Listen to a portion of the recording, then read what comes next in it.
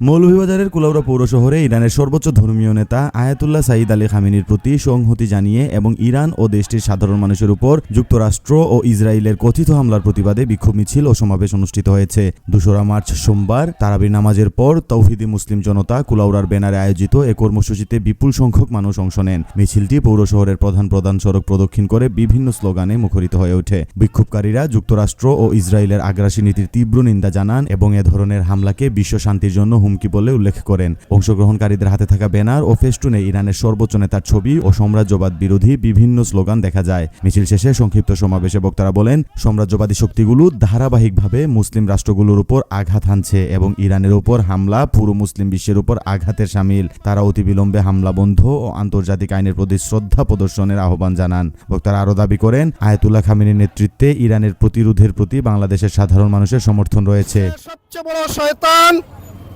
Donald Trump কর্তৃক যে আজকে অত্যন্ত নৃশংস এবং অন্যায়ভাবে একের পর এক আমেরিকার সন্ত্রাসী বাহিনী ইরানের উপর হামলা চালাচ্ছে, কিন্তু দুঃখজনক হলেও সত্য, বিশ্বে শান্তি প্রতিষ্ঠার জন্য জাতিসংঘ নামে একটি সংস্থা রয়েছে, তারা আজকে বুবা শয়তানের ভূমিকা পালন করছে।